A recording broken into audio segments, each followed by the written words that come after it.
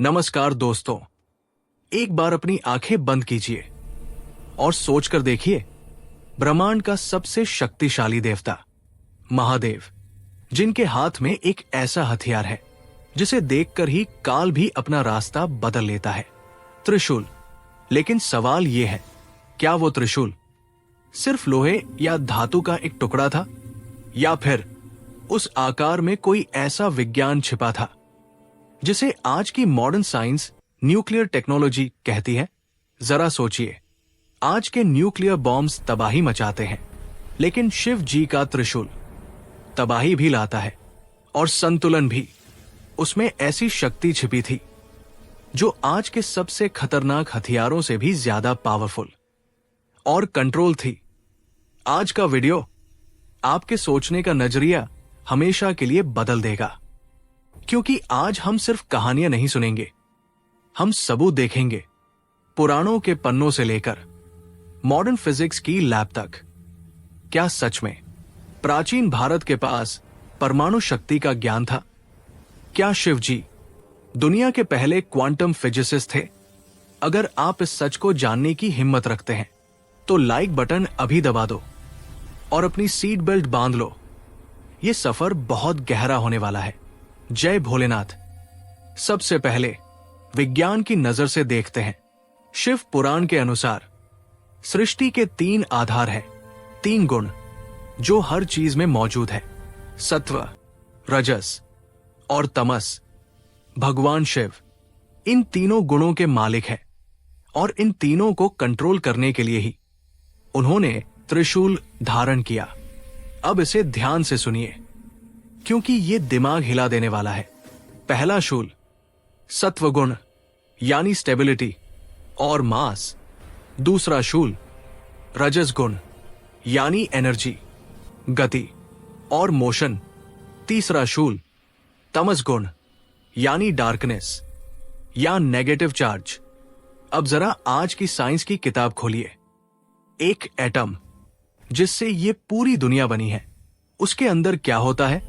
3 चीजें, proton, neutron और electron.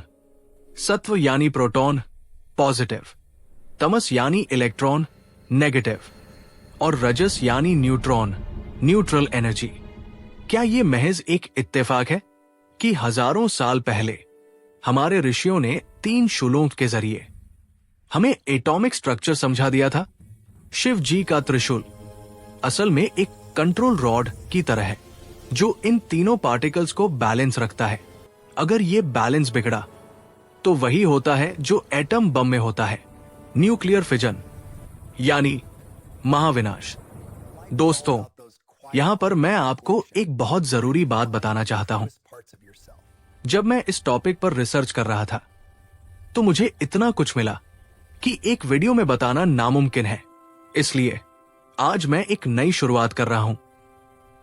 हम अपने चैनल पर एक विशेष मिथोलॉजी डीकोडेड सीरीज शुरू कर रहे हैं।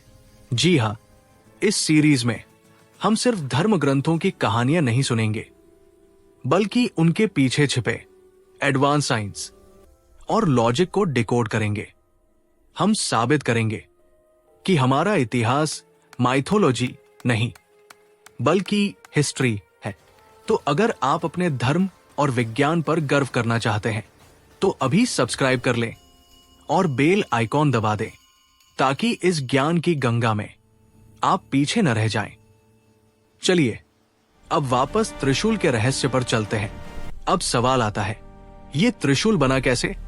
इसकी कहानी सीधे सोलर एनर्जी से जुड़ती है। पुराणों में एक बहुत ही रोचक कथा है। कहा जाता है कि भगवान सूर्य की गर्मी और तेज इतना ज्यादा था कि उनकी पत्नी संज्ञा उसे सहन नहीं कर पा रही थी। तब देवशिल्पी विश्वकर्मा ने सूर्य देव को एक मशीन पर चढ़ाया और उनके तेज को तराश कर कम किया। सूर्य के उस अतिरिक्त तेज एक्स्ट्रा प्लाज्मा एनर्जी से 3 चीजें बनी: विष्णु जी का सुदर्शन चक्र, रावण का पुष्पक विमान और भगवान शिव का त्रिशूल। जरा साइंस लगाइए। सूर्य क्या है? एक विशाल न्यूक्लियर फ्यूजन रिएक्टर और त्रिशूल उसी सूर्य के प्लाज्मा से बना है। मतलब त्रिशूल के अंदर साक्षात एक तारे की ऊर्जा कैद है। इसीलिए शिव पुराण कहता है, त्रिशूल त्रिगुणात्मक विश्वस्य मूल कारणम।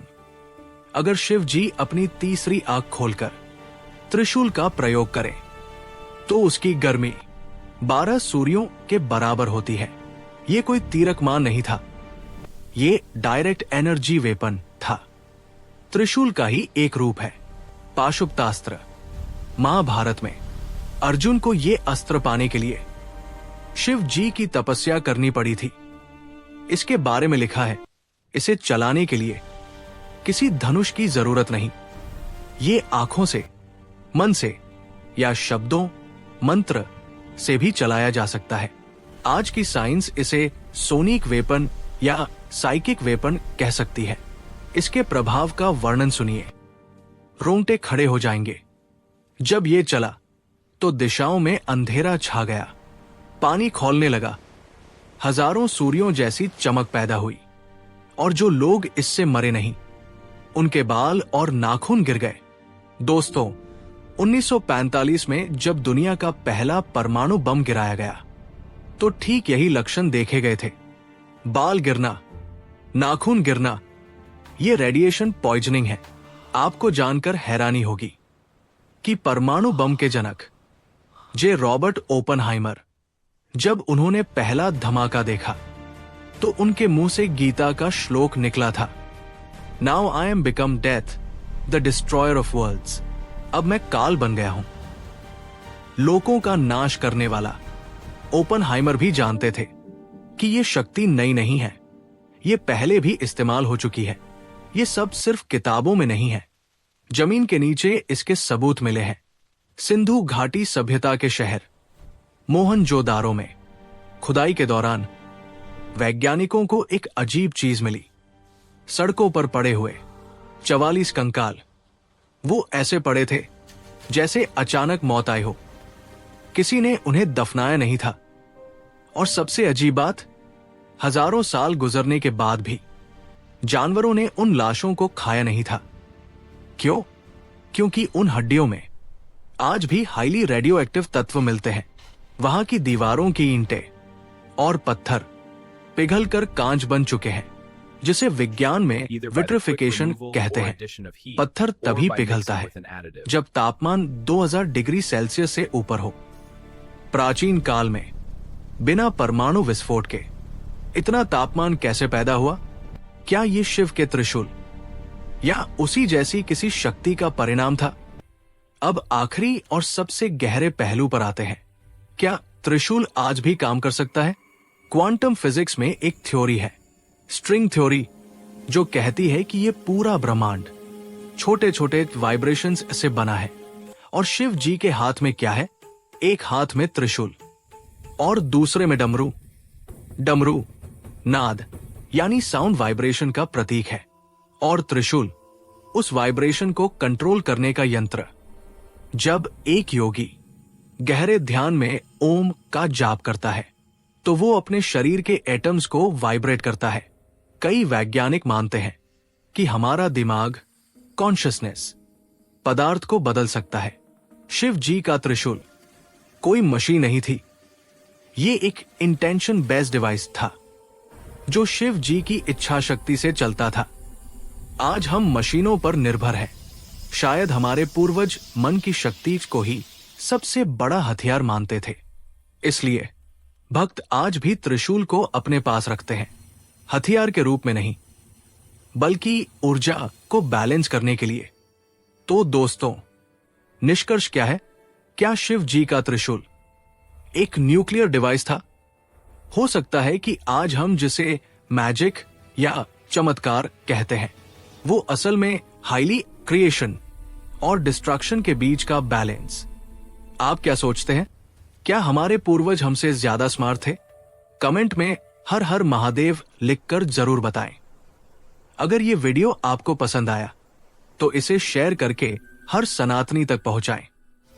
अगले वीडियो में हम डिकोड करेंगे हनुमान जी की अष्ट सिद्धियां। क्या वो क्वांटम सुपरपोजिशन थी? जुड़े रहिए। विकास टीवी के साथ। मिलते हैं अगले वीडियो में। जय श्री राम।